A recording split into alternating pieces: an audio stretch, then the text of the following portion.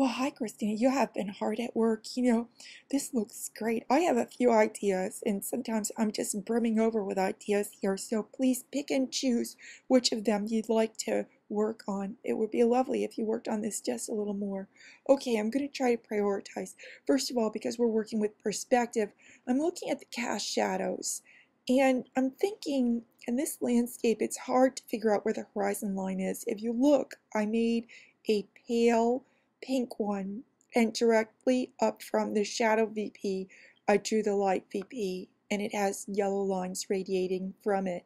Those strike the far edges of the tops of the forms, and from the shadow VP I have black lines extending, and they traverse through the bottom edges of the far corners of the forms.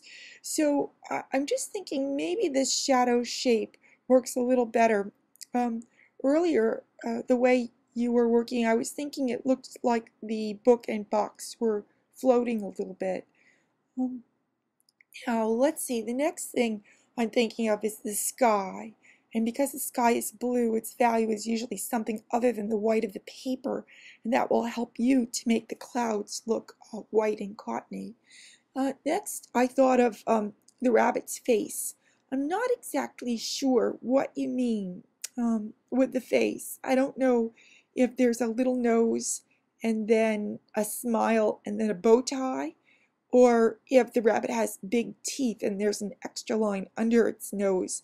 At any rate, I found a photo of a rabbit and also Beatrix Potter's illustration here, where you can see a couple views of a rabbit nose the way she's tried drawing it.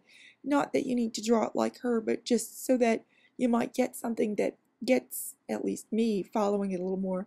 Now, another thought was the far rear paw of the rabbit. You might like to make that a little darker and make the near one a little lighter to increase the effect of space, since the far foot is eclipsed a little bit, or that is, we can't see the leg it attaches to.